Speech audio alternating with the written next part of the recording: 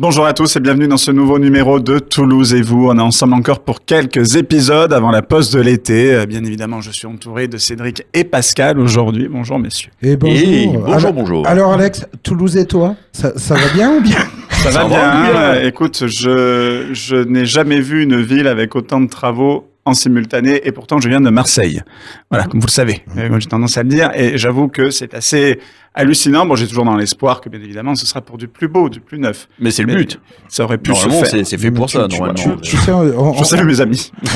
on a le Minotaure de la Halle aux machines, c'est les 12 travaux d'Astérion. Oui, c'est les 12 travaux d'Astérion. Très très bien. On va parler de pas mal de choses. Aujourd'hui, on va parler culture avec Mina. Oui. Mina qui va nous rejoindre tout à l'heure de regard. Ce sera notre soleil dont on a besoin. Voilà, petite nouveauté, on va parler influenceur avec la petite nouvelle de l'étape. Exactement, avec Agathe qui sera avec nous également. Et voilà, c'est déjà pas mal. C'est un beau programme de prévu. Et en premier, si on parlait politique, mais vraie politique, tu vois, pas politique, politicienne, élection, tout ça, machin. On va parler de nos élus. C'est parti, c'est tout de suite dans Politisez-vous.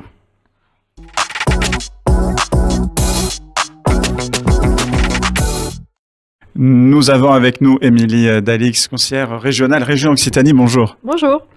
Alors, on va parler de vous. Cette émission a pour but de connaître nos élus locaux. Parce que comme le disait Cédric, il y a la politique de plateau. Bon, là, nous sommes sur un plateau.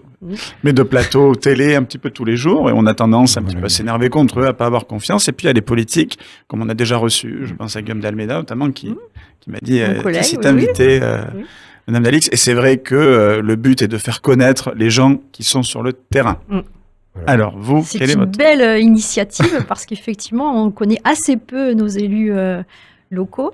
Et donc, je vous remercie de prendre ce sujet en main et puis je vous remercie pour votre invitation. Merci à vous d'être venu. C'est bien, ça ressemble à une cérémonie des Césars. Voilà, tout le monde se remercie. Merci pour l'électricité aussi. Merci. Voilà. Alors, quelle est votre mission à vous, justement, au sein de la région Occitanie? Alors, je suis une élue de la République. Donc, je suis élue depuis 2021 dans la majorité régionale de Carole Delga. Une majorité de gauche. Donc, je suis une femme de gauche. Et donc, moi, je travaille sur les questions d'éducation et les questions de santé et aussi les questions de qualité de l'air. Voilà. Alors, justement... 3 points. Un petit peu important. Oui, tout à fait. Oui. Et justement, quels sont les principaux défis justement sur le plan santé et éducation en Occitanie et qu'est-ce que vous faites pour y remédier en fait à ces... Alors, beaucoup de défis. Sur les questions de santé, pour démarrer, donc, vous savez qu'on a une difficulté importante d'accès aux soins en France qui vient du fait qu'aujourd'hui, on n'a pas suffisamment de professionnels de santé pour répondre aux besoins de la population. Donc, qu'est-ce que nous avons mis en place sous l'impulsion de Carole Delga? C'est de créer un service public de la santé régionale. Donc, on l'a démarré en 2021 et on recrute des médecins dans les zones de désertification médicale. Il faut savoir que vous avez des zones en Occitanie, et c'est partout pareil en France, où pour avoir un rendez-vous avec un médecin généraliste, eh bien, vous avez des fois 6, 10, voire 15 jours. Et donc ça n'est pas possible en fait. L'accès aux soins, c'est une angoisse extrêmement forte pour la population. Et donc nous, ce qu'on fait, eh bien, c'est de remettre des médecins dans les zones, les déserts médicaux. Voilà. Justement, est-ce que la solution... Parce que bon, la région Occitanie, vous l'avez dit, elle est vaste. Il y a divers profils, c'est pas la même quand on est à Toulouse ou quand on est à Mende dans l'Osère ou au fin fond de mon Ariège natal. Il y a aussi une solution qui peut marcher, c'est la solution, entre guillemets, de s'appuyer sur un système qui existe qui s'appelle l'Eurorégion. Exemple tout simple, moi je vais vous dire, par exemple, moi donc je viens d'Ax-les-Thermes. Pour les Toulousains qui nous écoutent, vous savez, c'est l'endroit où vous trempez les pieds dans un bassin redescendant d'Andorre, bassin dans lequel on lave les poubelles de l'hôpital, je vous le précise. Et je sais que moi, par chez moi, plutôt que de descendre à Toulouse, les gens ont fait le choix de passer de l'autre côté, d'aller du côté de Puigcerdà. en Catalogne, Oui.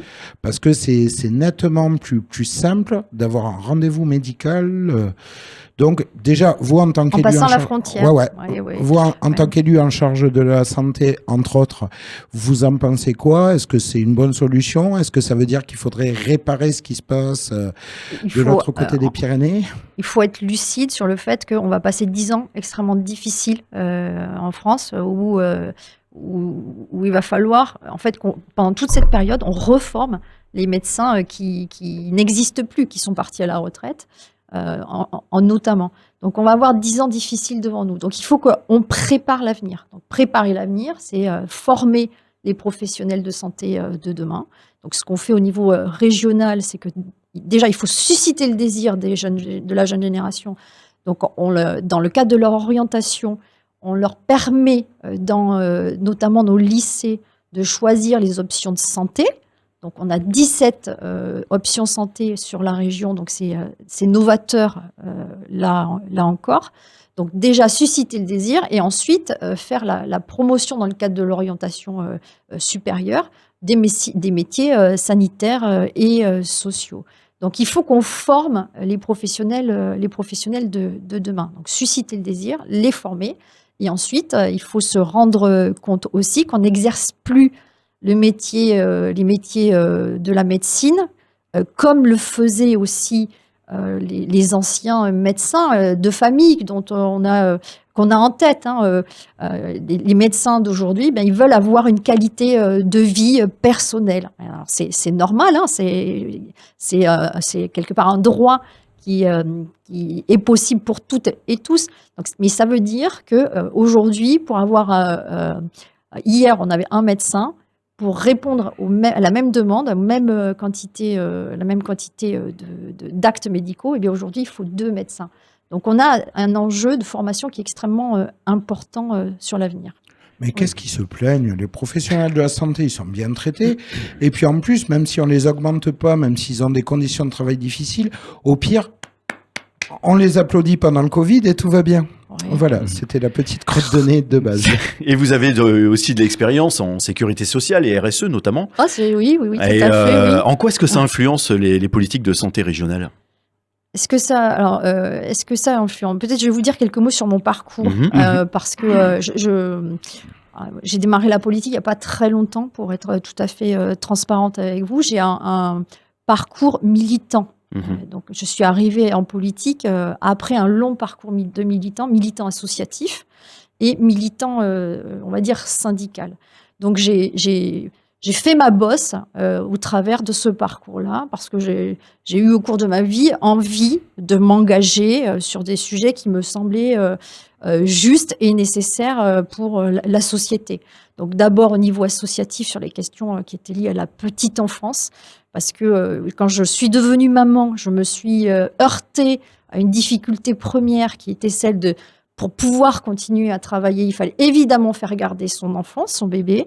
Et quand la réalité, c'est que pour faire garder son bébé, il faut qu'il y ait des places. Voilà. Sinon, vous ne pouvez pas retourner au travail. Et donc, la réalité, c'est qu'il n'y a pas beaucoup de places. Les places d'accueil collectif, il y en a peu. Donc, moi, je me suis battue pour avoir une place en crèche, si je puis dire. Je suis rentrée dans une association et j'ai contribué à développer cette association et permettre à d'autres familles de pouvoir inscrire leur enfant dans cette association. Parce que pour moi, l'émancipation, elle vient par le travail, par cet outil qu'est le travail.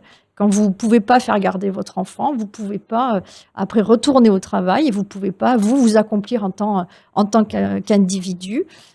Et il y a une question aussi féministe, si je puis dire, c'est que aujourd'hui, même si l'égalité en fait dans la parentalité, dans la charge de la parentalité, la tendance à se rééquilibrer, mais la réalité c'est que ce sont très souvent les femmes qui ont encore cette charge-là. Et donc faire en sorte d'avoir des places de crèche, les développer, c'est agir tant sur la question de l'égalité homme-femme que sur l'émancipation individuelle par l'outil qu'est ce travail. Voilà, donc ce parcours militant, travail associatif, ensuite professionnel.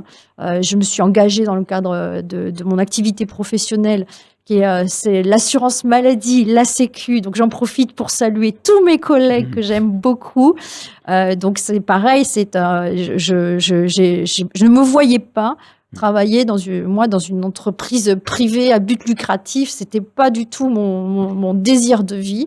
Et moi, j'avais envie de travailler pour le service public. Et le plus beau des services publics, c'est dont on est le plus fier, je dirais, en France, c'est la Sécu. Voilà.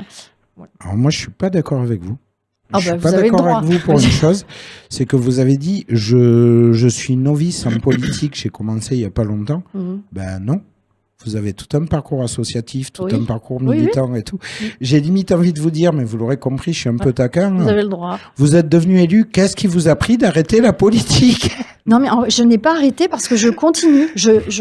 Alors ça, j'y tiens beaucoup. Je travaille toujours.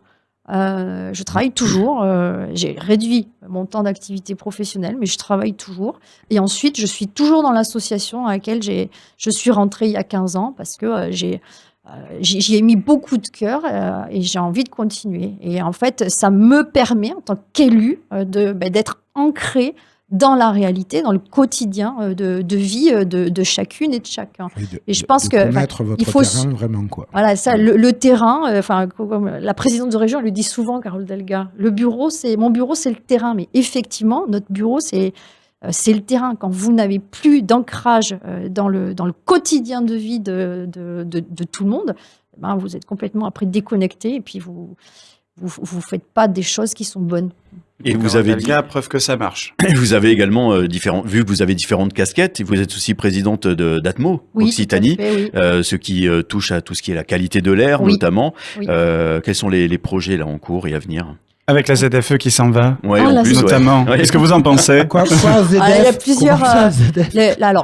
Qu'est-ce que c'est qu'Atmo? Parce que peut-être que tout le monde ne sait pas. Atmo, c'est l'association agréée par l'État pour assurer la surveillance de la qualité de l'air au niveau régional. Et vous avez une Atmo dans chaque région d'Occitanie. Donc, le travail que nous faisons, c'est de surveiller le niveau de pollution au niveau régional. D'accord. Donc là-dessus, alors la suite de votre question. Les prochains projets concernant il pose 3 questions en une, c'est pour ça. Moi j'ai du mal à suivre. Comme vous le sentez. Non, mais voilà. Donc l'ADMO, c'est la surveillance de la qualité de l'air. Donc ce travail-là, nous le faisons bien avec l'équipe d'ATMO et notre objectif, c'est de le faire encore mieux demain.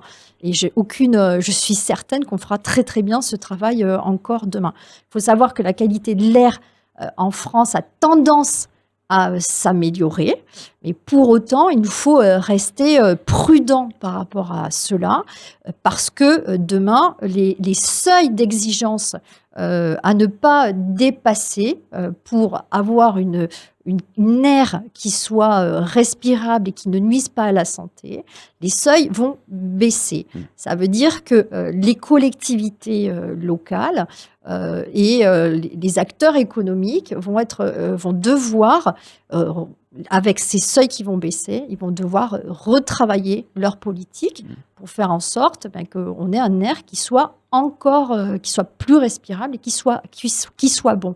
Et moi, j'ai toute confiance dans les équipes d'Atmo pour mener ce travail-là. Et là, le fait qu'on vienne de lever la ZFE, là, vous l'avez traversé comment, ça? Alors, moi, j'ai un rôle de neutralité. En tant que présidente d'Atmo, je ne peux pas dire si Atmo, elle ne peut pas avoir une position politique par rapport à la ZFE.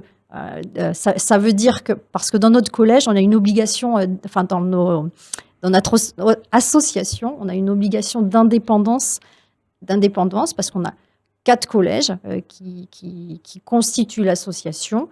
Donc, en cette qualité-là, je ne peux pas avoir de positionnement politique. Il faut rester neutre. Il faut rester neutre, voilà.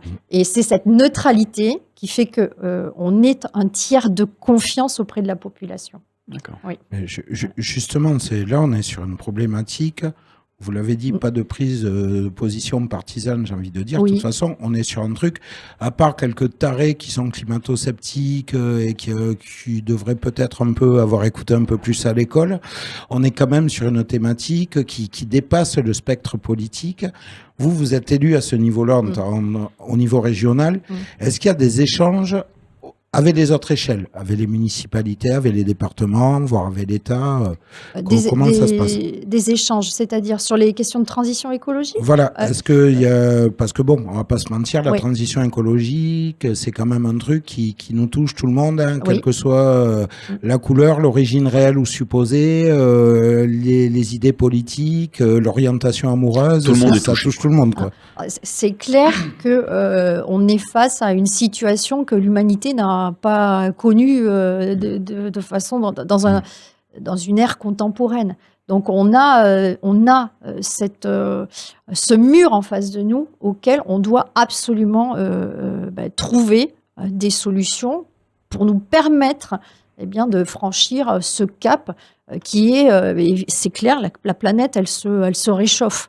Donc, il y a des réponses. Voilà. Il y a des réponses et ça, c'est important de le dire parce que on peut pas être dans une position de fin du monde. J'ai entendu des discours, moi qui m'inquiètent très fortement et qui viennent nourrir en fait l'angoisse des populations et nourrir ainsi des votes extrémistes et des comportements violents. Donc ça, il faut absolument dire qu'on a un cap possible où on peut, la société, les êtres humains pourront vivre malgré le réchauffement climatique. Mais ce réchauffement climatique, il faut absolument qu'on le neutralise, ce qui implique qu'au niveau politique, il faut avoir pris conscience de ça pour mener des politiques concrètes pour lutter contre ce réchauffement climatique. Et justement, sur vos actions régionales, comment vous intégrez santé publique et qualité de l'air ? Alors, santé publique et qualité de l'air sur les politiques régionales. Alors, déjà, on a toutes les questions qui sont liées aux mobilités. Hein, donc, quand on, par exemple, sur la question des mobilités, quand on travaille sur le transport en commun, évidemment, on travaille sur la qualité de l'air parce qu'on va réduire le nombre de véhicules sur la route.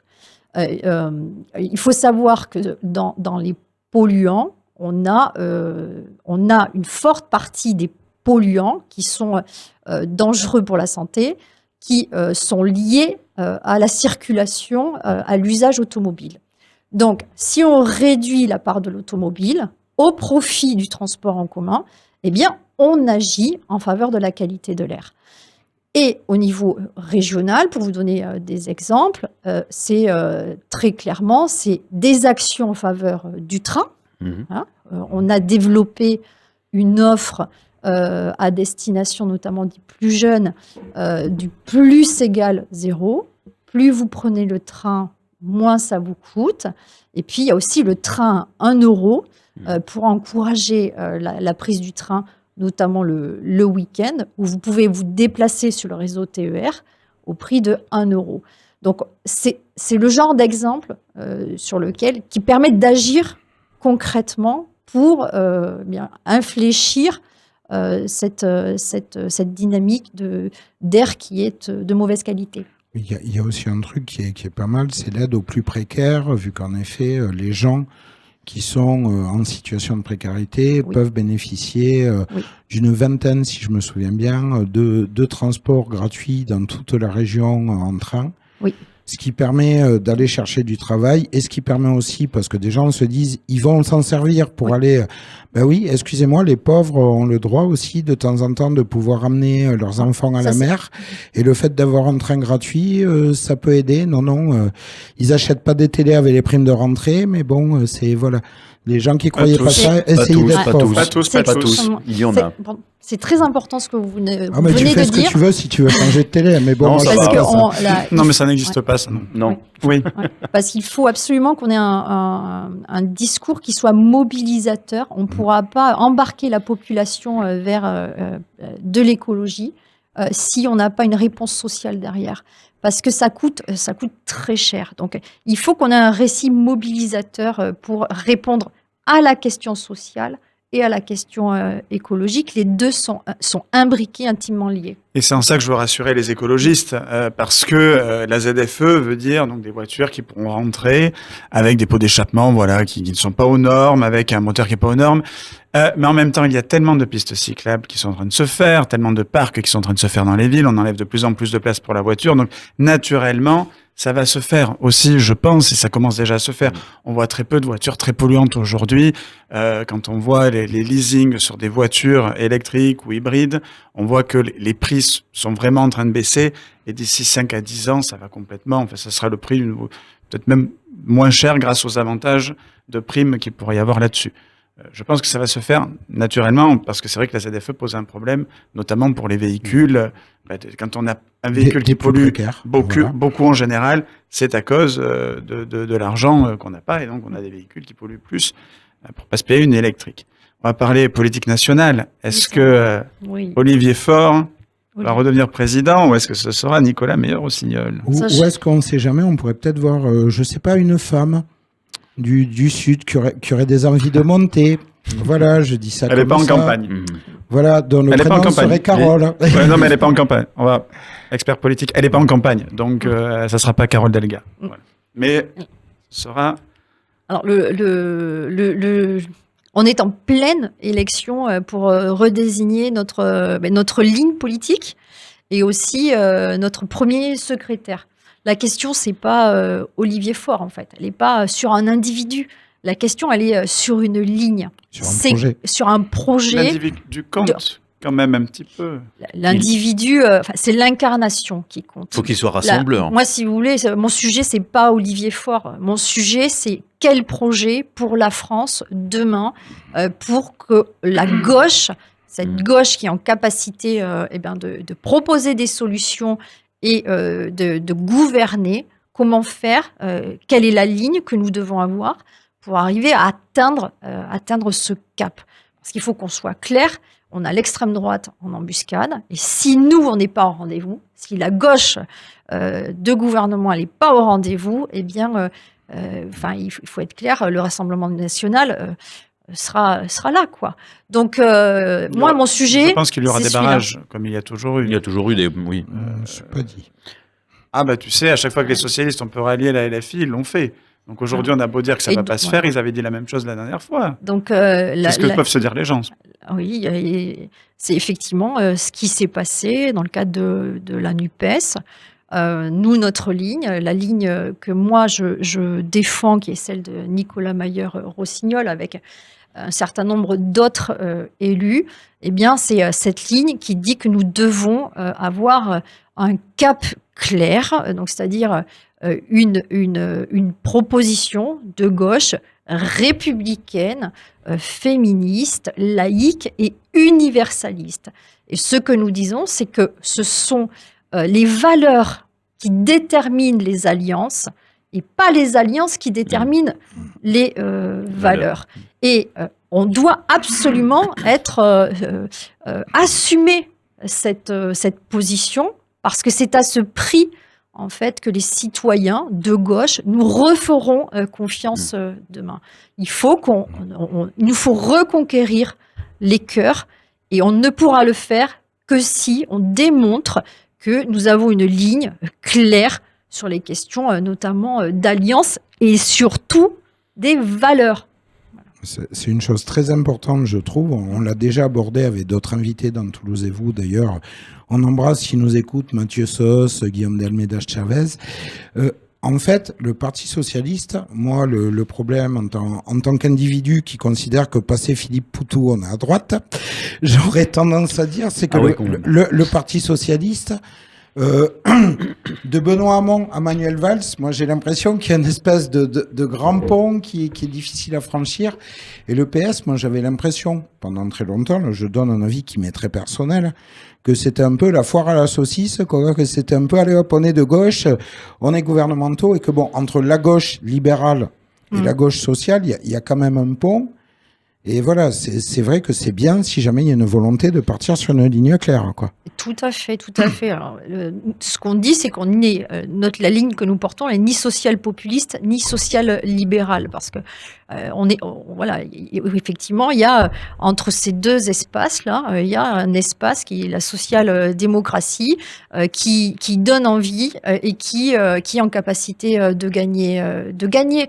Et donc, il faut absolument qu'on réinvestisse ce champ-là avec, je dis, une stratégie d'alliance et de valeurs claires et aussi de travail sur le fond. Il faut absolument qu'on réinvestisse le champ des idées. Alors, on fait plein de choses. Mais le souci aujourd'hui, c'est que ce qu'on fait au niveau local n'est pas suffisamment valorisé ou carrément il ne l'est pas au niveau national. Donc, prenez par exemple les politiques régionales en faveur de l'éducation, notamment l'ordi gratuit que nous mettons à disposition de tous les lycéens de seconde. Eh bien, cette politique-là, c'est une politique en faveur de l'égalité entre les élèves, entre les familles. C'est une politique en faveur du pouvoir d'achat. Eh bien, elle est pas portée au niveau national. Et c'est dommage.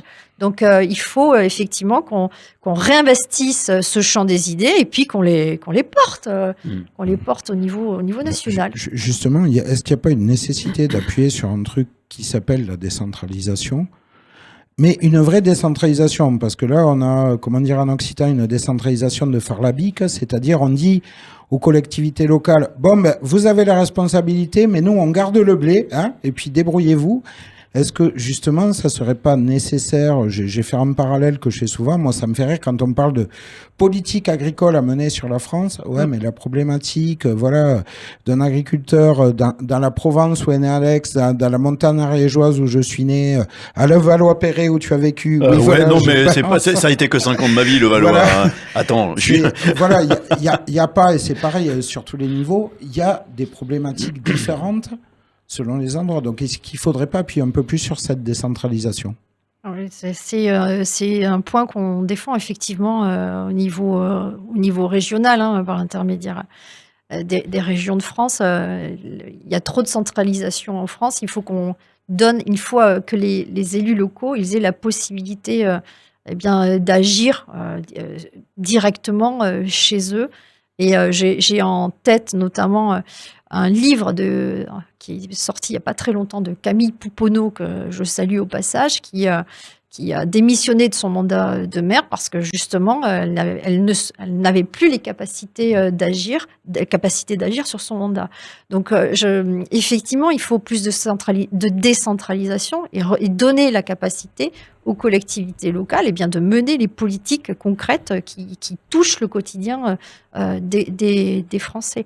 Et ça, pour y arriver, il faut laisser de la souplesse et de la fiscalité locale.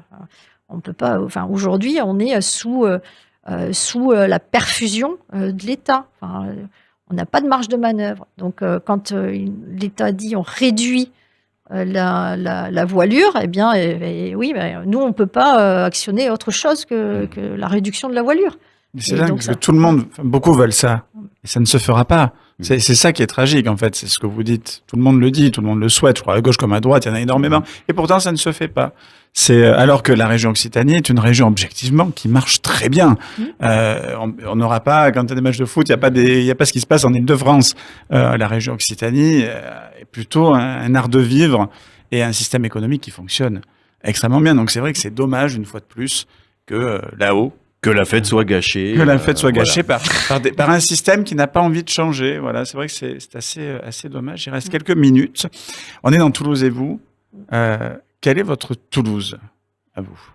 Mon Toulouse, il est plus solidaire.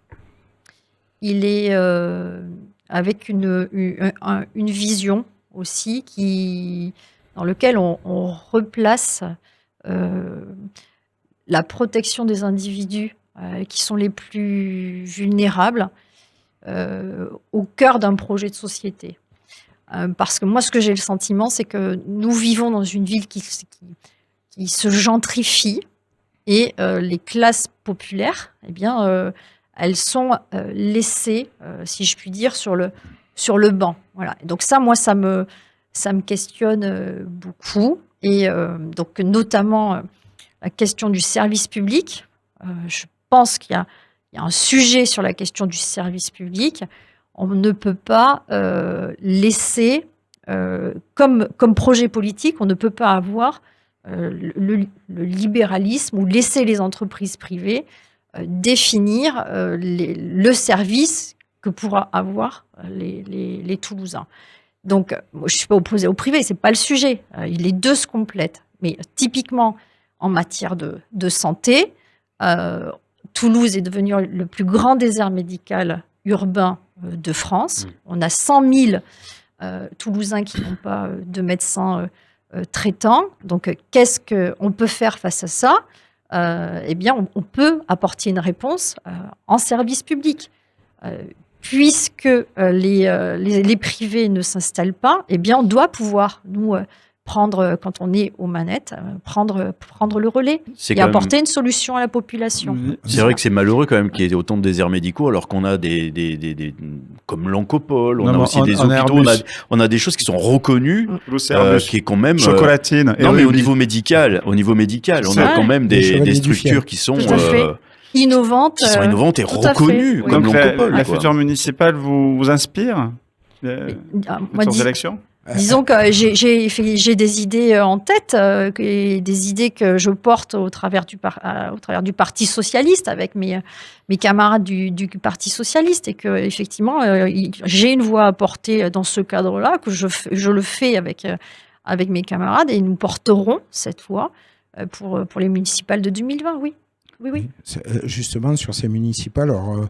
Moi, dans mon camp politique, chez les anarchistes, on a tendance à dire trop de chefs et pas assez d'Indiens. J'ai l'impression qu'à gauche, c'est trop d'Indiens et pas assez de chefs.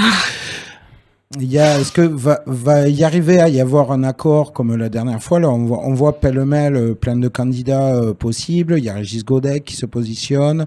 Il y a François Briançon. Il y a Frédéric Piquemal. Il y a Nadia Pellefig. Oui. J'ai dit quoi? Frédéric. J'ai dit Frédéric. Il s'appelle Frédéric, j'ai décidé. Voilà. Il change de prénom, sinon je vote pas pour lui. Ouais, un prénom qui commence par un F, quoi. Donc, vous le sentez comment? Moi, je le sens. Je dis toujours que quand on veut gagner une bataille, il faut qu'on s'en donne les moyens. Donc, il faut qu'on bosse. Voilà. Donc, et bosser, ça veut dire plusieurs choses. C'est travailler sur la question des idées. Donc, c'est porter un programme qui est clair. Et c'est aussi travailler sur la question des alliances et du rassemblement de la gauche. Voilà. Moi, la seule personne que j'ai entendu dire aujourd'hui qui voulait partir seule, c'est François Piquemal avec la France Insoumise. Donc très bien, il partira seul. De pied avec les écologistes, j'ai l'impression. Alors, ça, c'est pas mon sujet. Moi. Mon sujet, c'est autre chose. C'est le PS, et c'est porter une candidature qui sera en capacité de rassembler et qui sera en capacité de recueillir l'adhésion des Toulousains. Et donc, cette candidature, pour moi, c'est celle du parti, notamment du Parti socialiste, avec notamment François Briançon qui porte cette candidature là aujourd'hui. Parce que c'est vrai que la façon dont il l'a annoncé, aussi bien le PS que le côté écolo, ça n'a pas été très bien pris, la façon dont il l'a annoncé. Piquemal, la façon dont il a annoncé sa candidature. Le sujet. Ouais. On ne parle pas des absents. Oui. D'ailleurs, on l'invite à venir sur le plateau de Toulouse. Oui. Ou sur nos divers plateaux. Voilà, s'il n'a pas un train à ne pas prendre ou une place à piquer à quelqu'un, je vous invite à lire Marianne, c'est très intéressant. Merci beaucoup en tout cas, Émilie Dalix, d'avoir été avec nous. Oh, j'aide un petit peu. Merci beaucoup. Si je peux aider. Merci d'avoir été avec nous. On passe à la suite dans Toulouse et vous. Merci à vous.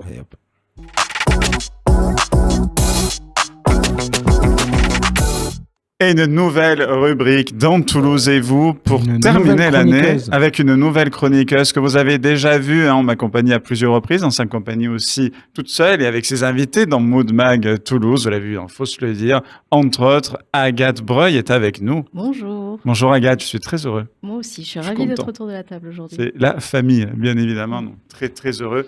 Et alors, toi non plus, tu ne viens pas toute seule dans les émissions. Tu vas nous présenter beaucoup de gens. Voilà, qui font aussi Toulouse, entre autres. Une nouvelle chronique, qui arrivera en septembre. Pipolez-vous.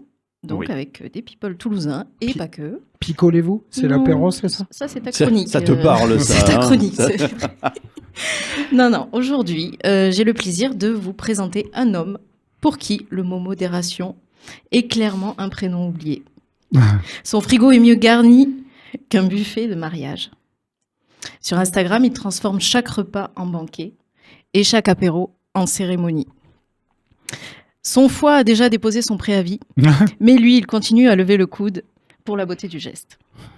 Un jour, malheureusement, c'est sur la rubrique nécrologique qu'on le retrouvera. Elle est sympa. Salué comme un héros, avec comme épitaphe « Mort d'une cirrhose, mais heureux, le sourire gras.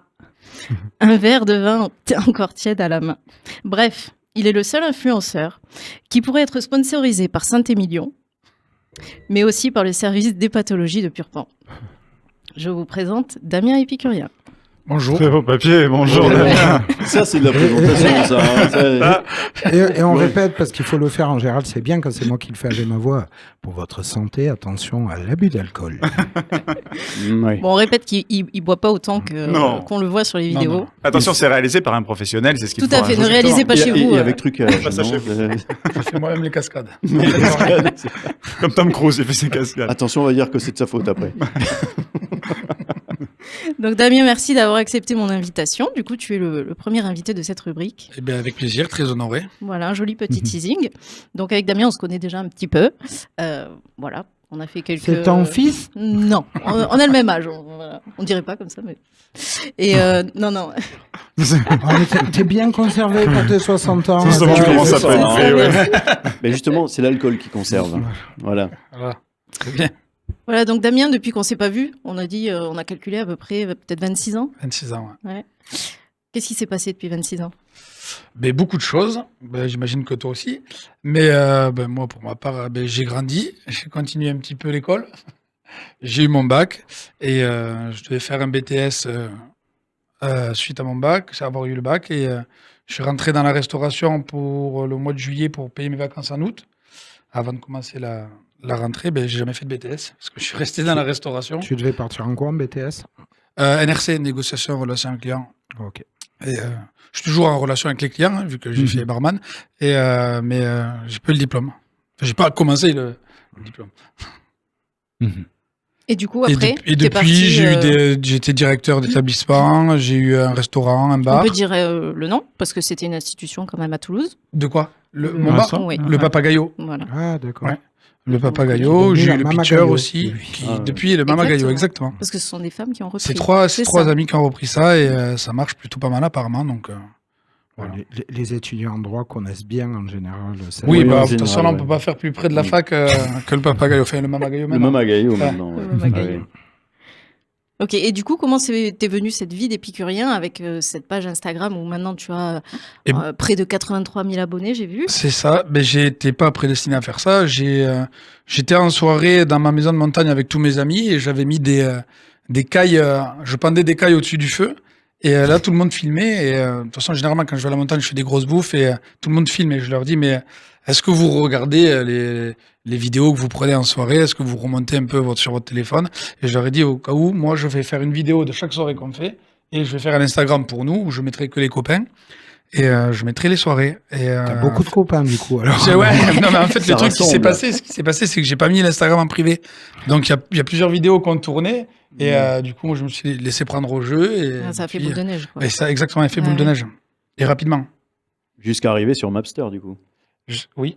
Ouais, du coup. Ouais. Mais c'est toi qui l'as choisi, Mapster? Non, on m'en avait parlé. Et il manque beaucoup de choses, hein, parce que j'avoue que je suis pas très assidu là-dessus. Mais non. Pourquoi l'avoir choisi, du coup? Mais parce qu'on m'a dit de le faire, que ça pouvait être pas mal. Tout simplement. Ouais, voilà, c'est tout. Ok, il n'y avait pas... Okay.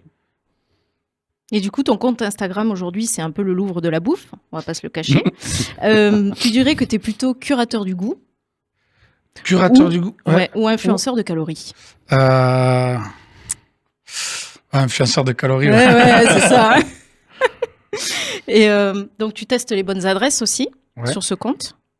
Que tu crées des banquets? J'ai vu que tu étais très actif. Ouais, j'organise des banquets parce que moi, ça m'anime. C'est toujours une bonne ambiance de se retrouver autour d'un grand festin. Je mets en avant des restaurants, surtout ceux de mes amis. les bons plans, les endroits un petit peu insolites, et puis surtout les bonnes viandes. Ça fait partie des critères recommandés pour recommander un lieu les yeux fermés? Oui. Ouais, Je dis tout le temps, on reviendra à la fin de mes vidéos. Ouais. Et en fait, je le pense vraiment. Les endroits que je présente, c'est avec le cœur. On reviendra, ouais. parce que c'est bon. Ouais. Et je vois, donc tu postes tous ces banquets, toutes ces dégustations, plein de moments de vie avec tes potes.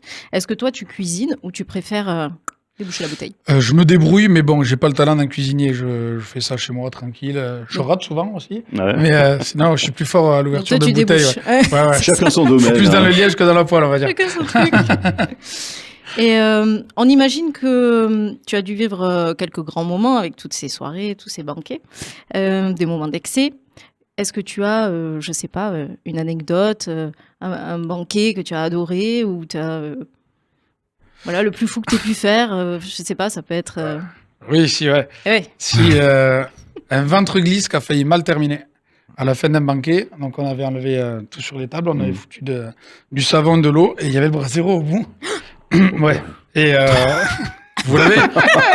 On l'a. On l'a Ça veut dire. Du l'image. coup, il y en a un qui s'élance bien fort, et il y avait une fille qui, la pauvre, hein, qui était avec son verre de vin entre le brasero et la table. Elle n'a pas vu venir, lui, il s'est pas arrêté, tapé dans la fille, et qui a fini, voilà, main sur le brasero. Oh. Mais justement, Bon, ça va, ça n'est pas trop mal sorti. tu vois, Une soirée qui l'a marqué. Quoi. Ouais, voilà. Alors, ça va vite. Bravo. Au vin rouge, pardon. Oui, voilà. Ouais. Et donc, sur tes soirées d'excès, comme on sait que tu te souviens pas tout, on a fait venir tes 35 enfants cachés. Voilà, qui vont rentrer dans le moi, ça va. Mais du coup, comment tu fais pour trouver les adresses que tu recommandes? Après, comment tu t'y Après, prends? ça fait 17 ans que je suis dans la restauration, donc on se connaît tous ou moins. Et donc, quand j'ai besoin d'un établissement, j'ai forcément un pote qui travaille là-dedans et qui pourrait me... Toujours de... Ouais. Donc, Ben, en fait, là, mon premier banquet, je l'ai fait à la brasserie Caporal. Ouais. Donc, un des associés de Caporal était mon associé sur le restaurant. Donc, Ok. Et puis, les banquets, je veux toujours faire un truc un peu ludique. Là, les gens arrivaient, avant de manger, ils faisaient la visite de la brasserie. Ils savaient comment la bière qu'ils avaient dans le verre, ils savaient comment elle a été faite avant. Donc, du coup, je trouve ça intéressant de ne pas que arriver. S'intéresser aux produits manger. aussi. Quoi. Ouais, voilà, exactement. mais du coup, tu y vas en connaissant déjà un petit peu l'endroit. Oui, Tu testes pas des endroits méconnus. Non, je prendrais pas le risque que ça se passe mal ou quoi. Non, donc, mais tu pourrais filmer et poster ou pas poster si c'était pas bien. Ah, mais là, on parlait de quoi? Quand tu es testeur de bonnes adresses comme ça. Et Non, généralement, je refuse des adresses. Ouais. Parce que des fois, on me propose. Je me renseigne tout le temps avant. Je demande la carte des vins. Mais je tu demande vas à la des carte. endroits que tu ne connais pas. Oui, Ça des arrive. fois, je vais dans des Ouais, endroits que je connais pas, mais je me renseigne toujours avant. D'accord. Et puis, ça m'est arrivé aussi, si tu fais bien de poser cette question, d'aller dans un restaurant où moi, ça m'a pas plu. Et je leur ai dit, en fait, non, je vais pas faire la vidéo. Parce que ça me correspond pas. Quoi. Casser pour casser, ça sert à rien, quoi. Voilà. Mais tu fais de la qualité. Voilà, tu fais de la qualité. Non, ouais, j'essaye. Voilà, tout simplement. Non, mais moi, je trouve la démarche notable, justement, le fait que De tu te dises, refuser. ça me plaît pas. Il y a d'autres gens qui ça va plaire, Sans donc doute. je vais pas les tailler, voilà. Qui seront Ah oui, non, bien sûr. Voilà, Non, non. c'est ça qui est bien, quoi. C'est Oui. une bonne démarche. Moi, Ah non, je suis pas là pour descendre les gens. Si ça me plaît pas, je leur dis, et puis ça s'arrête là. Oui, puis chacun ses goûts. Tout à fait. Voilà. Mais est-ce qu'il y a un type de cuisine que tu préfères explorer? Ah, moi, il faut que ce soit franchouillard à l'ancienne. Ouais. Le vegan. La bonne côte de bœuf, Ouais. le bon saucisson. Ouais, la grosse pièce de viande, cuisson longue, enfin... tout le Aucun reste. souci avec le gluten. Quoi. Aucun souci. Non. Aucun Pour souci. être sûr. Bon, justement, ma prochaine question, c'était et quelle est ta pire expérience au niveau donc du coup le brasero, pas le brasero. Ma pire expérience en banquet? Oui. Non, ça c'est toujours relativement. Justement parce que Donc le j'essaie de brasero, faire de c'est la meilleure et c'est ça, voilà. voilà, la meilleure et Non, la j'ai pire en surtout même eu temps. très très peur parce que j'ai vu le truc arriver et ça s'en sort pas trop mal parce qu'elle a tapé l'angle, c'est un peu brûlé, mais bon, c'était rattrapé les deux mains à plat sur la plaque de cuisson, ça aurait été. Puis là, qu'est-ce qui Donc ramasse prochain ventre glisse loin Si du c'est moi, brasero. si c'est, Au éviter, début, ouais. elle ressemblait à Brigitte Bardot jeune, et à sortir, ça ressemble à Ouais, Brigitte voilà. Bardot vieille. C'est ça. Voilà. Elle a eu un Mais- coup de chaud. Ouais. Pour tous ceux qui te suivent, est-ce que tu aurais des conseils à leur donner pour eux-mêmes réussir à découvrir de bonnes adresses, hein, sur quoi ils pourraient se baser? Aller dans les restaurants, fouiner, et déjà se diriger vers les choses qu'on aime. Ouais. Et je pense qu'on commence Par là, voilà, déjà. ouais. Bon. Redemander la carte, regarder la carte. Si on aime le vin, demander la carte des vins. Ouais. Ouais, il faut être un peu connaisseur pour ça.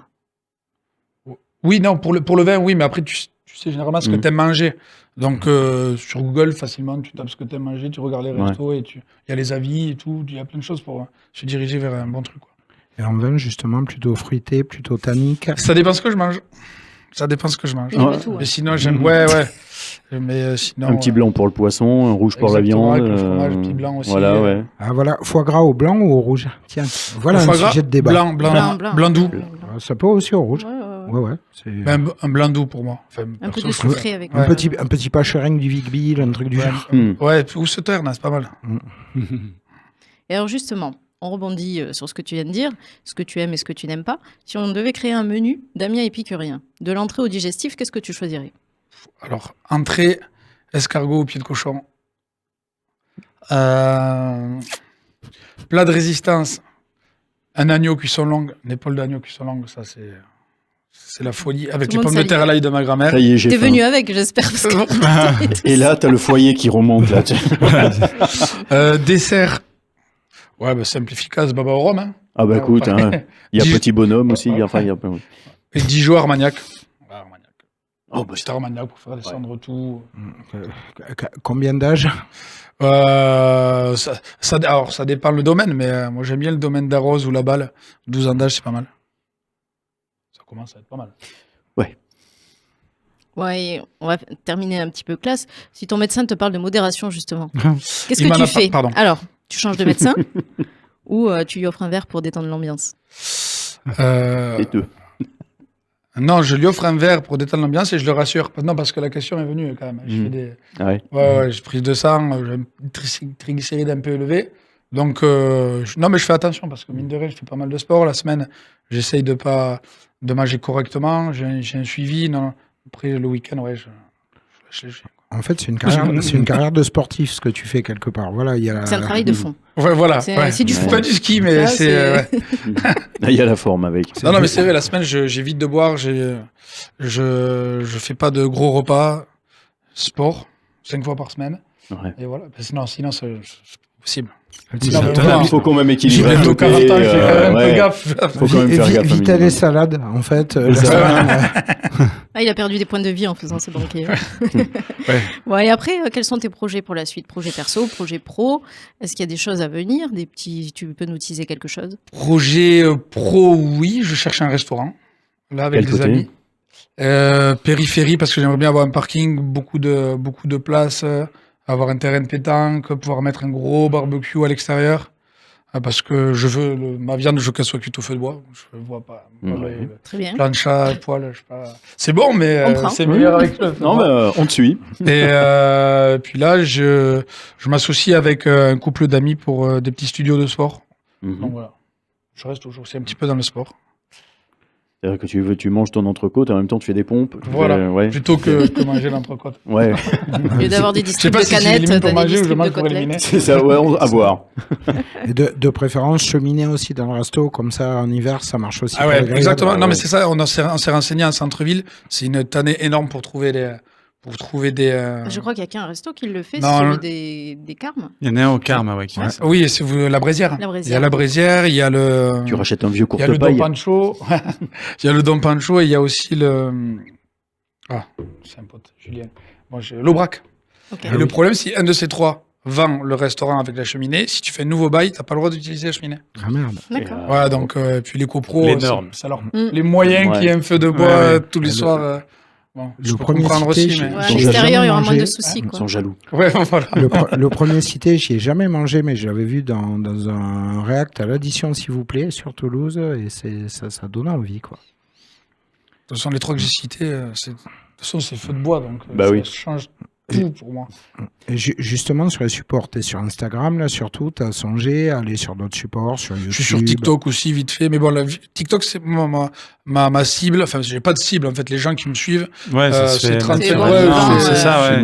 C'est ce qu'on Moi, je demande rien, je fais mes trucs, les gens viennent. Je demande rien à personne, je demande pas de suivre ma page. Et il n'a pas besoin de faire. Ouais, mais c'est vrai. Ouais, voilà, non.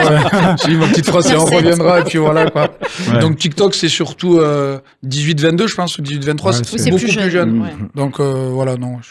Pour les vieux, c'est Facebook. Et un truc genre YouTube, tout ça. J'aurais aimé faire YouTube, mais YouTube, c'est le problème. Enfin, le problème, qu'il n'en ait pas un. qu'il y en a un pour moi, mais faut qu'il y ait quelqu'un qui te suive tout le temps.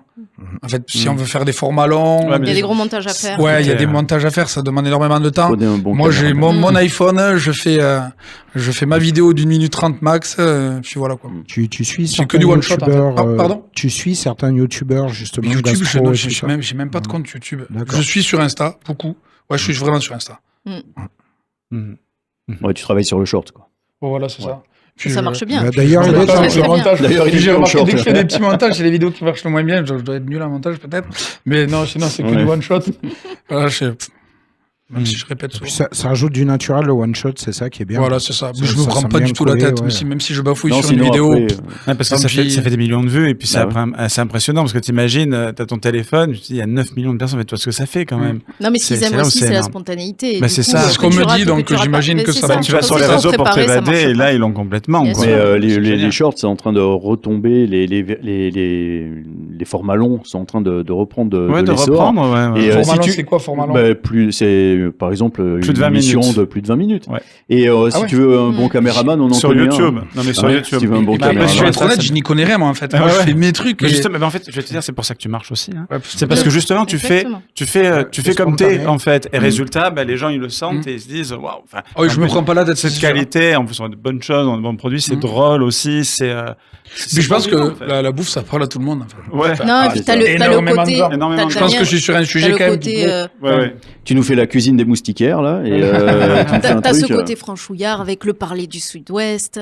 Voilà, t'as toute la petite recette. Mais je me rends pas compte. Ouais, mais si. Il y a le personnage en lui-même qui joue énormément sur le succès. D'ailleurs, je joue pas drôle. Non, c'est un personnage naturel. C'est le bonhomme en lui-même. Parce qu'il y en a qui me disent en commentaire, ouais, tu forces ton accent, mais absolument pas. Non. Ça se verrait si je devais forcer. Ça s'entend si c'était forcé. Et je suis témoin, il a le même depuis.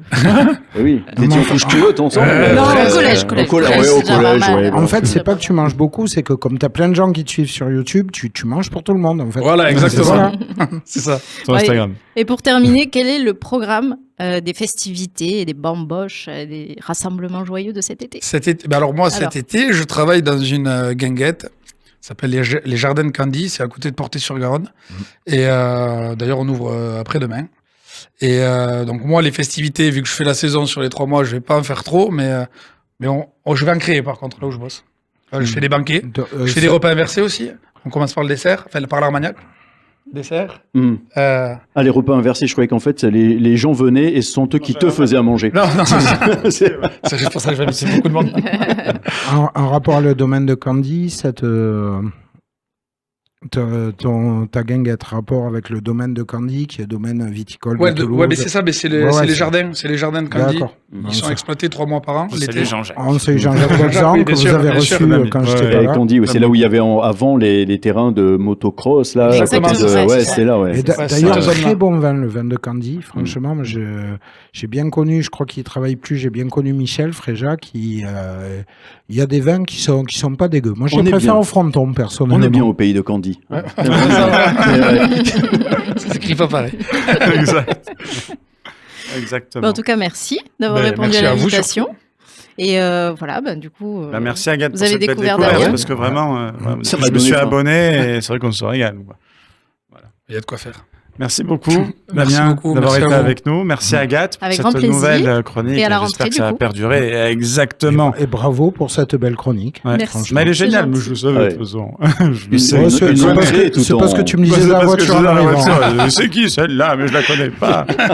Puis il y aura d'autres programmes avec Agathe qui vont reprendre, je pense, très prochainement. Ouais, je suis content là aussi. On passe à la suite dans Toulouse et vous. Next.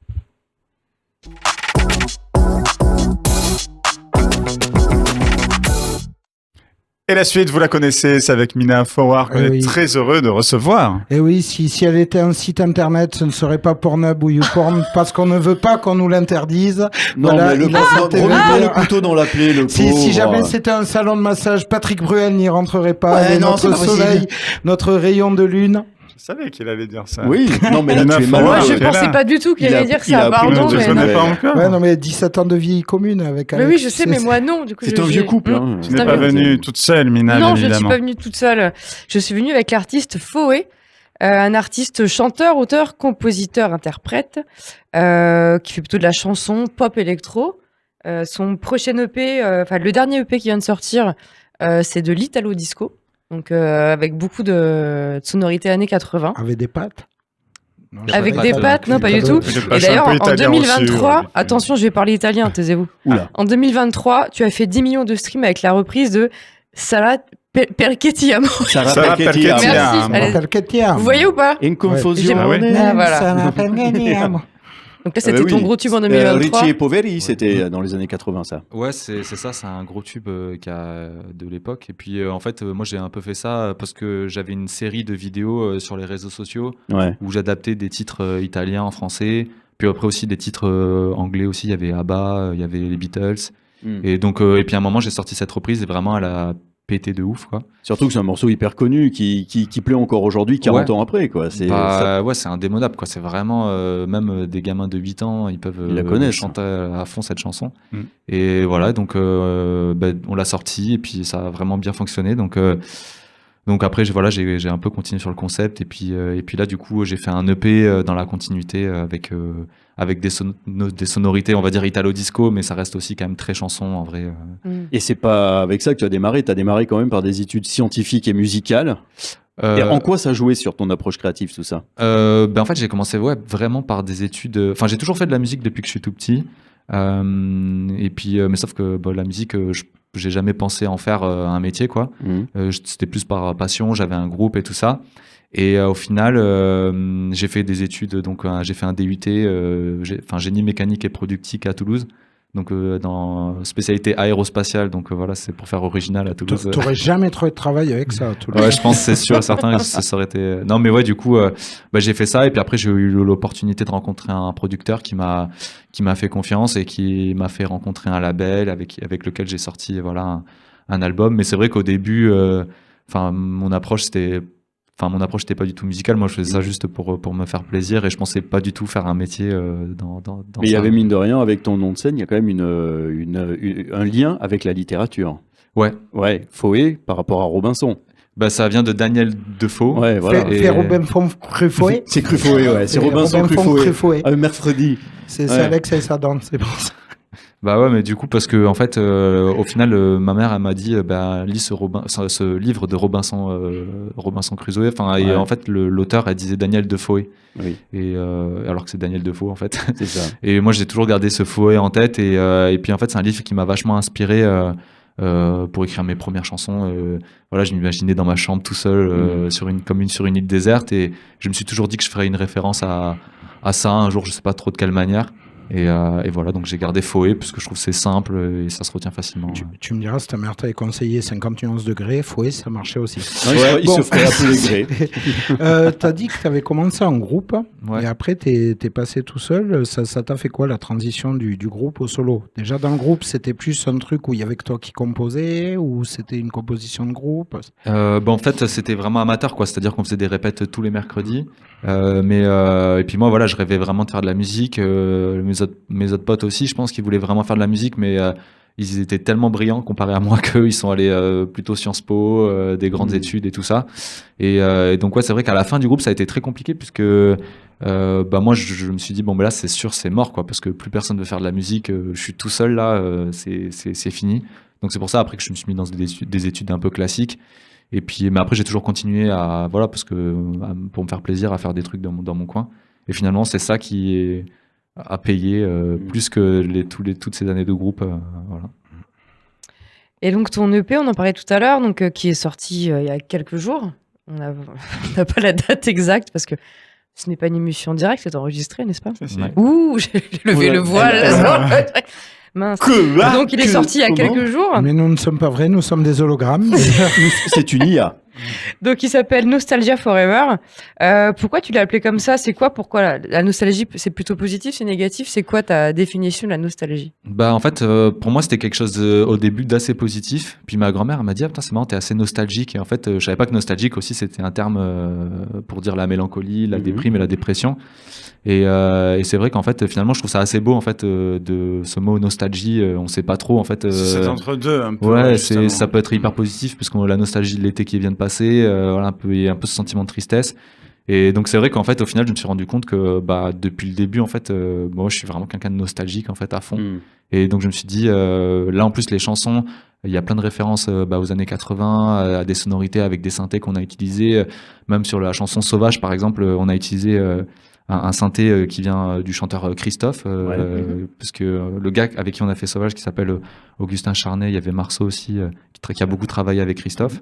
Donc en fait voilà, il y a plein de trucs qui m'ont dit mais en fait nostalgie, je réfléchissais à ça et je me dis nostalgique pour toujours et nostalgia, je sais pas, je trouvais ça sonnait mieux en fait. Donc nostalgia forever. Augustin, il a ce truc qui est assez exceptionnel. Un album sponsorisé par Valium. Mais ton prénom c'est Nicolas. Ouais. Et tu as été connu sous le prénom Nicolas. Déjà lors d'une expérience télévisuelle. Ouais, il y a un moment, c'était la, je sais même plus comment ça s'appelle, parce qu'il y avait la Star Academy, la Nouvelle Star. Voilà. Nouvelle Star. Ouais, Nouvelle Star. Ouais. Et oui, à l'époque, j'avais fait cette émission, parce que c'était la période où je savais pas trop. Et je me cherchais un peu, donc j'avais testé The Voice, j'avais testé Nouvelle Star, j'avais fait des heures la queue dans les trucs de casting. Ouais, voilà, je me suis dit, Mon incroyable garage, Koh-Lanta. je sais pas quoi. Koh-Lanta, Robinson. C'est Finalement, vrai j'étais ça, pris à t'as jamais Nouvelle Star. tenté de faire Koh-Lanta, toi? Pourquoi tu veux qu'il fasse Koh-Lanta? Parce que Robinson Crusoe. Oh là là, là, joli. Bah ouais. Nina suit. Ouais. Elle Voilà. Excuse-moi. Mais Je là, pense t'es que pas j'aurais tout- tenu un jour, perso. Je pense pas que ça soit la bonne émission pour moi. Et non, mais voilà, du coup, j'avais fait plein de castings en tout genre, et puis je me suis retrouvé là. Et en fait, en plus, vraiment, j'y suis allé parce qu'il y avait des castings, c'était à 5 minutes de chez moi en métro. On m'a dit, il y a des castings, du coup, je suis allé faire la queue, je suis passé, et puis on m'a pris. J'étais allé un peu la fleur au fusil. Et ouais, donc au début, en plus, ce qui est marrant, c'est que mon producteur m'a indirectement connu grâce à ça, parce qu'il y avait un copain à lui qui s'appelait Michel, je sais pas si vous voyez qui c'est un rappeur. Ouais. C'est un rappeur qui lui regardait tous les trucs de la Nouvelle Star et il me disait ce gars-là il a un truc, donc il a transféré à son pote producteur. Enfin bref, la connexion c'est finalement faite par là, alors que moi j'y suis allé. C'est ce qui a indirectement lancé ta carrière finalement. Ouais, un peu, ouais. Mais bizarrement, ouais, des fois ça tient vraiment à un fil, quoi. C'est vraiment un truc. Ça avait ce truc, la Nouvelle Star. Pour moi, c'était vraiment l'émission, justement, de télécrochet, puisque c'était beaucoup plus spontané. C'est très bien ce qu'il y a aujourd'hui, mais que ce qu'il y a aujourd'hui, justement. Parce que vraiment, tout le monde pouvait y aller. D'ailleurs, on a découvert Iseult, qu'on a vu lors de la cérémonie de clôture, chanter My Way. Elle avait chanté comme d'habitude. Elle avait été très remarquée à l'époque dans la Nouvelle Star grâce à cette musique. Bon, après, il y a des gens qui auraient pu ne pas découvrir, mais bon, on va pas donner de nom. Je vais pas dire du mal de Sohan. Je suis d'accord. Oh, ça recommence, c'est pas Oh là vrai. là, il est méchant. Il y a eu Camélia Jordan. Mais tu as une autre expérience aussi à la télé, c'est en 2019, tu vas à la Victoire de la musique, au Victoire de la musique, Ouais. pour ton album, ton premier album, Ouais, c'est ça. et t'es nommé dans la révélation de l'année, c'est ça? Ouais. À l'époque, donc après, j'étais tombé du coup face à Angèle et Ronnie Alter. Donc Angèle avait tout raflé cette année-là, donc voilà. Mais c'était super, ouais. Franchement, c'était bizarre parce que c'était une expérience qui était. D'un côté, j'avais l'impression d'avoir attendu toute ma vie pour faire ça. Ouais. Mais le moment où j'y étais, je me suis dit putain, mais en fait, dans quelle galère tu t'es mis là, direct devant des millions de personnes et tout ça. Et c'est vrai que j'avais vécu le moment un peu bizarrement. Et après, une fois que c'était passé, j'étais très content de l'avoir fait. Mais finalement, c'est des moments qu'on fantasme vachement, mais sur le moment, quand on y est, c'est très stressant, quoi. Il y a beaucoup de gens, beaucoup de protocoles, de choses à respecter. Donc, ouais, mais en tout cas, c'était une expérience intéressante à vivre. Ouais. Ah, il y a eu le prix Félix Leclerc aussi. Donc les victoires de la Avec musique. les Francopholies. Voilà, ouais. La Rose d'Or. Pour Ouais. ceux qui suivent le lore. Et il paraît que même François Hollande t'écoute. Hein. Ouais, à l'époque, il avait fait une sur Quotidien. Il avait, du coup, il avait dit à Yann Barthès que en gros, c'était que la musique qu'il écoutait le plus en ce moment, c'était ma chanson à l'Orlise. En vrai, ça fait plaisir. Ouais, c'est toujours cool d'avoir de la promo comme ça, gratos. Grave. Quand tu vas chercher les croissants en scooter. Il livre les croissants en scooter. Il livre les quoi? Les scrotums livre les scrotums. les scrotums en scooter. non. Allez, ça va être coupé tout ça, de toute façon. Ben non. Oui, non. Non, et tu viens aussi pour nous annoncer quelque chose qui vient de sortir aussi sur Internet. Tu vas être maman. Exactement. Non, c'est pas filmé, ça, voyons. Non, c'est qu'il y a une série qui vient de sortir sur la chaîne YouTube de la mairie de Toulouse, qui s'appelle les Toulouse Live Sessions. Et donc, toi, tu as tourné une session au Dôme de la Grave avec Manon Gali. Ouais. Donc, Manon Gali, qui est une artiste de musique classique. Tout à fait. D'ailleurs, ouais, franchement, je suis trop content d'avoir fait ça. Et en plus, moi, j'étais un peu impressionné parce que moi, je fais de la chanson, voilà, je joue du piano, etc. Et du coup, je me suis retrouvé avec Manon et Corentin aussi qui, du coup, gèrent toute la direction musicale des live sessions. Et franchement, c'est quand même 2 points sur de la musique classique, quoi. Donc c'est vrai que moi je suis arrivé, ils m'ont dit bon allez joue ta chanson et j'étais un peu en mode voilà, j'étais assez impressionné quoi. Et donc non, c'était une super expérience en plus là du coup j'ai pu visionner parce que là on tourne l'émission en avance, mais du coup j'ai visionné la vidéo et franchement c'est vraiment trop cool, même le travail qu'a fait Clément là sur la réalisation, sur l'image et tout ça. Non, c'est vraiment bien. Et surtout que tu l'avoues toi-même, sur scène, tu es très stressé. Ouais. Et le piano-voix, ça t'aide à te détendre. C'est ce qui t'aide à passer ça. Le piano-voix, c'est vrai que c'est un peu une zone de confort, quoi. Parce que voilà, je sais que mes chansons, j'arrive à les jouer piano-voix. Ouais. Donc, c'est toujours un truc. Voilà, Enfin, moi, quand je compose, je suis toujours chez moi sur mon piano à chercher des mélodies. Et donc là, mes chansons sont super produites, normalement, de base, justement, avec des synthés, des sonorités des années 80, etc. Et là, le fait de le faire piano-voix, je trouve que c'était aussi intéressant de pouvoir montrer un autre côté aussi du projet, montrer que voilà, il y a une approche aussi. Voilà, c'est l'essence des chansons sont passées par ces pianos-voix-là, donc je suis content de le fixer en vidéo en tout cas. Et vous avez fait une créa tous les deux ou pas au final? Non, en fait, on n'a pas fait une créa. En fait, c'est Manon qui a posé du violon sur une des chansons de l'EP. Cool. Et voilà. Donc, ça donne envie peut-être à l'occasion de refaire une collab avec elle. J'adorais. Après, c'est vrai qu'au final, si je la fais venir, c'est pas forcément pour jouer des nappes de violon derrière. Il faut vraiment qu'elle ait une vraie présence dans la chanson. Donc, ouais, c'est sûr que voilà, maintenant qu'on a été mis en contact, peut-être un jour, on fera une autre collaboration sur une autre chanson. Surtout que avec plaisir. Surtout que tu as cette envie, en plus d'écrire non seulement pour le cinéma. Au niveau des musiques, tu as envie d'écrire pour d'autres artistes, donc ce serait l'occasion de... Ouais, et puis je le fais déjà. En vrai, j'écris beaucoup pour les autres artistes aussi en ce moment. Là, j'ai participé dernièrement à une chanson qui s'appelle Rome de Solane, voilà, que j'adore. Après, je suis en train de travailler sur plein d'artistes, sur des collabs. Pour l'instant, je peux pas trop. Je garde les noms, mais voilà, donc il y a des collabs qui arrivent et donc je suis trop content. En vrai, c'est cool. Et justement, quand tu écris, quand tu composes, tu es du genre laborieux qui te pose devant ton cahier tant d'heures par jour, ou tu es plutôt du genre la personne avec qui c'est atroce de vivre parce que tu es capable de te réveiller à 3h du mat, de prendre un carnet et de gratter? Je dirais plutôt en vrai la deuxième option, parce que je suis pas très assidu dans le travail, entre guillemets, c'est-à-dire que je vais pas tous les jours me dire à 8h, bon, mais là tu vas te mettre derrière le piano.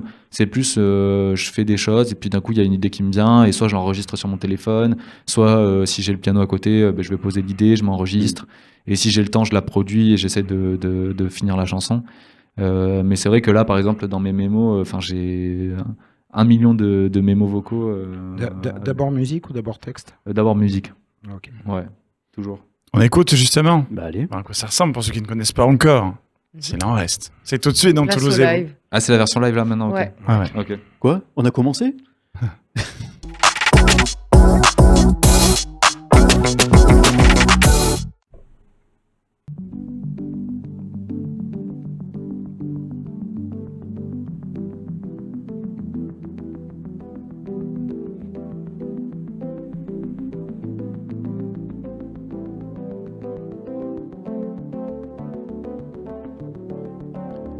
Je me suis senti bête quand j'ai croisé tes yeux chez le glacier, un doux parfum de fête. On passait notre temps à se dévorer, de regards un peu lourds, de regards qu'on savoure. J'avoue 100 fois face à toi, j'ai perdu tout mon sang-froid. L'envie nous prend, prédateur ou proie. Tu me dis je t'attends, c'est l'instinct qui parle, l'instant vibrant, un peu animal. Prends-moi les doigts, la main, le bras, le corps, le cœur pour vivre sauvage. Ce soir on redevient sauvage. Vivre ce grand amour sans cage. Vivre sauvage. Je me suis senti à poil quand ta voix m'a appelé près du bar, aussi doux que brutal. Les jambes légères et le ventre qui se barre, on s'est apprivoisé improviser notre été. Et puis 100 fois face à face, plus de doute, plus de sang-froid. Rien ne nous défend, prédateur ou proie. Tu me dis caresse-moi, c'est l'instinct qui parle. L'instant vibrant, un peu bestial. Prends-moi les doigts, la main, le bras, le corps, le cœur pour vivre sauvage. Ce soir on redevient sauvage. Vivre ce grand amour sans cage. Vivre sauvage. Sauvage. Ce soir on redevient sauvage. Vivre ce grand amour sans cage. Vivre sauvage. Sauvage. Ce soir on redevient sauvage. Vivre ce grand amour sans cage. Vivre sauvage.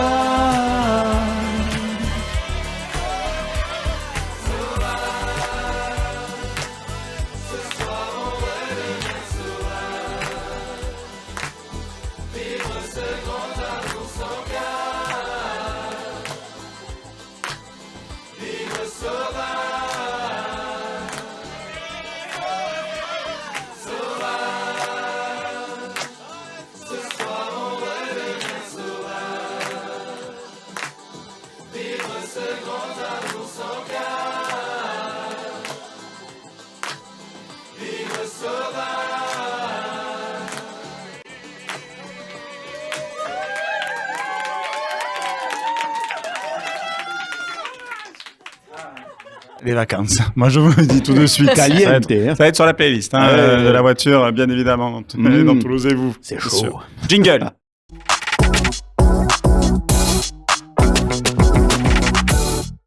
On a des réseaux sociaux à rappeler. Oui, quand même. De Foé, bien évidemment, sur Instagram, partout. Instagram, YouTube, TikTok, YouTube, exact. la totale. J'en suis pas là, mais... Mais plus sur les sites préférés d'Alex. Voilà. Merci beaucoup d'avoir été avec nous. Merci à vous pour l'accueil, c'était très merci cool. à toi. Merci. Ça va être la playlist des vacances, mais je le dis de suite. J'espère bien, c'est le but là. Franchement, le P est fait pour ça. Bien sûr. Exactement. Quand tu pars, n'oublie pas de récupérer Mina. Ouais, s'il te plaît. Bien sûr. Merci beaucoup, Mina. Merci, Mina. Ouais, belle découverte. Merci. À bientôt. Beaucoup. C'est la fin de Toulouse et vous pour aujourd'hui. Merci Olivier. Oui, c'est fini. Merci Olivier pour la réalisation technique de l'émission. On se retrouve très vite. Merci la Regbox. La Regbox, oui. C'est la dernière de la saison aussi. Il me semble que c'est la dernière de la saison. C'est la dernière, c'est fini. Et oui, On va la rentrer maintenant. Je suis pas sûr au niveau des avec dates. Sandrine, on va faire des barbecues. Ouais. Exact. Voilà. Oui. Exact. Merci beaucoup d'avoir été avec nous. On se retrouve très vite. Pensez à vous abonner. C'est très important et liker. Et à vous hydrater. Pensez à vous hydrater. Voilà. Mettez de la crème solaire cet été, c'est important. Prenez votre carte Tisséo. Voilà. Abonnez-vous. Exact. On se retrouve très vite pour un nouveau numéro de Toulouse et vous. Ciao. Bonnes vacances.